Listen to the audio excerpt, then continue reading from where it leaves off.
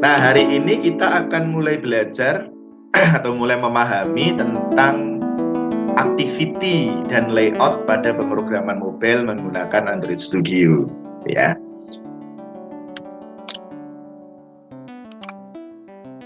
Nah, kita akan lihat dulu apa itu activity, gitu.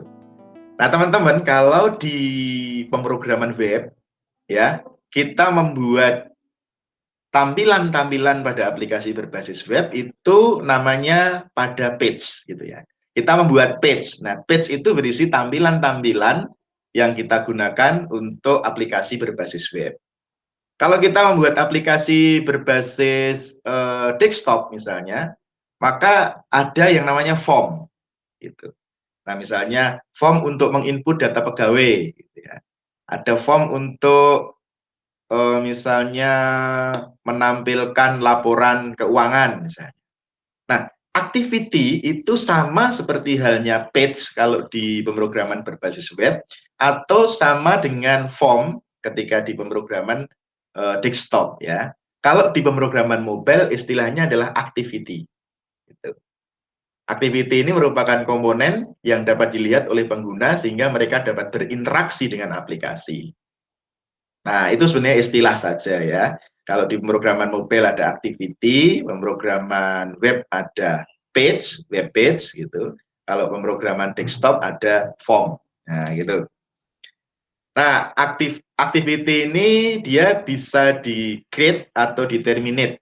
Ya, dia memiliki siklus hidup namanya atau life cycle. Nah, life cycle itu apa? Itu adalah kondisi activity itu mulai dari diaktifkan, mulai dari create sampai pada activity itu di-terminate atau selesai. Makanya kalau kita melihat siklus hidup activity adalah seperti ini. Ketika activity di launch atau dimunculkan, ya, nah ada kondisi on create. Nah, on create itu adalah kondisi awal pada saat activity baru diciptakan. Nah, biasanya on create ini berisi inisialisasi begitu, ya. Nah, lalu setelah di create, kemudian ada on start. On start ini pada saat activity dimulai. Nah, kemudian ada on resume, ya, pada saat activity dibuka kembali. Nah, biasanya ini eksekusi setelah adanya pause. Kalau di pause gitu dijalankan kembali itu berarti di resume namanya, ya, on resume. Nah, kemudian ada posisi di mana activity ini running, activity berjalan gitu, ya. Nah, kemudian pada saat berjalan orang juga bisa melakukan pause, ya, on pause, ya. Nah, on pause ini akan dipanggil ketika activity lain dijalankan. Jadi ketika satu activity lain mau dijalankan, maka posisinya dia akan di pause sehingga ada on pause di situ. Ya, oke. Nah, kemudian ada on stop. On stop ini adalah posisi ketika activity tidak ditampilkan di layar. Ya, misalkan ketika kita menekan tombol home, nah itu kan kembali ke tampilan awal gitu, ya. Maka activity pada posisi ini adalah on stop. Gitu. Nah, yang terakhir ada on destroy. Nah, on destroy ini adalah pada saat activity dinonaktifkan, ya, dari memori. Ya, ini kan berarti di close, ya, sehingga activity shutdown, ya, activity ditutup gitu. Nah, itu adalah activity. Oke, nah sekarang kita lihat layout, ya. Di dalam activity itu ada tata letak yang diatur, ya. Di dalam tampilan interface, ya, aplikasi mobile itu ada tata letak yang diatur. Nah, tata letak itulah yang dimaksud dengan nama layout. Jadi layout ini merupakan tata letak yang digunakan untuk mengatur penempatan teks, gambar, ya, atau komponen lainnya sehingga aplikasi tersebut nanti nyaman digunakan oleh user. Aplikasi diatur sedemikian rupa sehingga user bisa menjalankannya dengan mudah gitu. Nah, itu tata letaknya itu disebut dengan nama layout, ya. Nah, layout itu ada macam-macam, teman-teman. saya di sini nanti menyampaikan ada 4 layout yang utama. Yang pertama adalah linear layout. Ya. Linear layout ini adalah tampilannya ya linear. Ya, linearnya bisa vertikal atas bawah begitu seperti yang ada di gambar sebelah kiri, atau nanti bisa horizontal ke kiri ke kanan. Jadi linear itu bisa linear vertikal, bisa linear horizontal. Nah, nanti vertikal atau horizontal itu kan diatur dengan atribut orientation ini ya, Android orientation. Nah, kalau kita lihat pengaturannya ini kan seperti ini ya, semua menggunakan XML ya, semuanya menggunakan XML. Kemudian nanti ada skema yang dipanggil ya, yang dipanggil adalah linear layout ya, seperti ini ya. Kemudian juga ditutup dengan tag linear layout. Ini artinya kita nanti menggunakan linear layout ya. Kemudian ada layout width dan layout height. Nah, match parent itu mengikuti induknya begitu. Kemudian ada padding. Padding itu semacam spasi ya. Jadi ada jarak 16 dp itu. Kemudian juga sebelah kanannya juga 16 dp. Itu jarak dari di tepi kiri dan tepi kanan perangkat. Ada yang berikutnya relative layout namanya.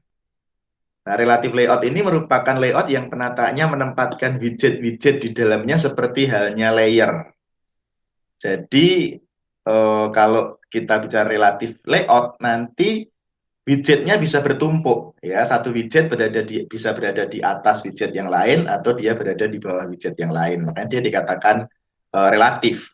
Nah, ini tampilannya bisa lebih fleksibel daripada linear karena kalau linear harus berjajar begitu. Tapi kalau relatif nanti dia bisa saling bertumpukan gitu ya. Oke, nah berikutnya adalah constraint layout. Nah, constraint layout ini seperti halnya relatif layout sebenarnya. Jadi dia bisa saling bertumpuk juga seperti layer yang satu dengan layer yang lain itu bisa saling bertumpuk, tetapi dia memiliki yang disebut dengan nama constraint. Ya, dia punya constraint itu seperti tali ya, yang mengikat dari setiap objek itu, di mana nanti akan mengatur elastisitasnya, mengatur marginnya, dan sebagainya. Desainnya lebih fleksibel. Ketika di zoom, misalnya zoom in, zoom out, dan sebagainya, desainnya lebih fleksibel. Itu constraint layout.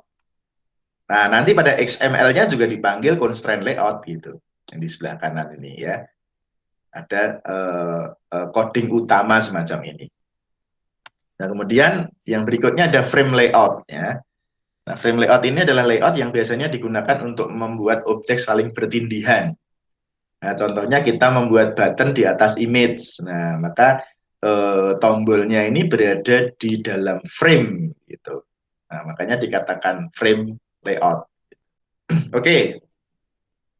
Nah, setelah kita memahami tentang layout, maka berikutnya kita memahami yang namanya view, ya, komponen view pada user interface. Nah, view ini adalah elemen-elemen dasar user interface, ya, seperti komponen-komponen untuk interaktivitas kita dengan perangkat, gitu ya. Nah, ada text box, text view, ya, ada tombol, ada image view, ya, ada edit text. Gitu. Nah, kalau text view itu semacam label saja, gitu ya, semacam label. Kalau tombol kan untuk memberikan perintah biasanya. Kalau image view itu untuk gambar-gambar, ya. Kalau edit text itu untuk input, untuk field, ya, untuk text field, untuk menginputkan teks. Nah, jadi itu istilahnya di apa namanya Android Studio ini disebut dengan nama komponen view, ya. Nah, komponen view ini nanti kalau menjadi satu kelompok itu disebut dengan nama view group. Ya, makanya tadi ada layout tadi. Layout itu sebenarnya merupakan view group. Ya, bisa linear layout, relative layout, ya. Ada list view, ada grid view, itu kan komponen-komponen kelompok dari view-view yang ada. Sehingga dia disebut dengan nama view group gitu. Tuh. Nah, komponen view ini kalau kita cek di dalam project itu ada di folder rest gitu ya, ada di layout. Ya, seperti ini, rest layout ya. Kemudian di sana ada komponen-komponen yang nanti bisa dipakai. Ada tag view, button, image view, recycler view dan sebagainya. Nah, ini ya, ini adalah komponen-komponen yang nanti bisa kita pakai untuk membuat user interface dalam aplikasi mobile kita. Misalnya tag view ya. Nah, tag view seperti ini. Nah, tag view itu merupakan subkelas dari view yang menampilkan teks di layar. Jadi ini hanya untuk menampilkan teks saja.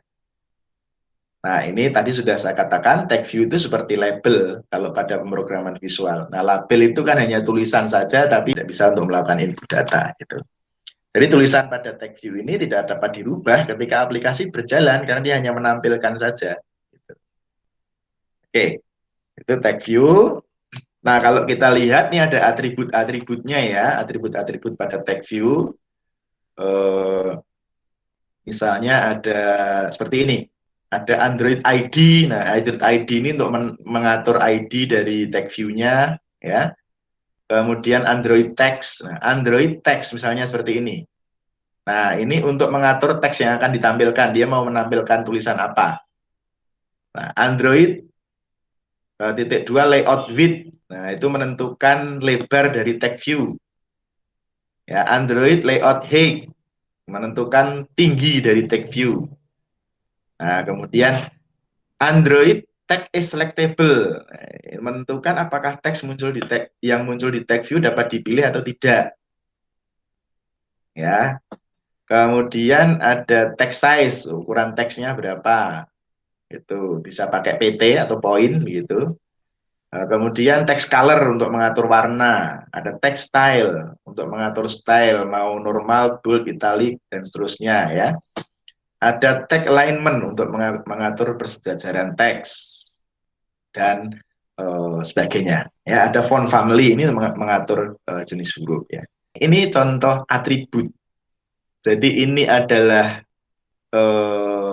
komponen view-nya, yaitu menggunakan text view. Nah, di dalam komponen view ini atributnya banyak. Nah, atribut banyak ini bisa dipakai semua, bisa tidak. Bisa diseleksi sesuai dengan yang Anda butuh.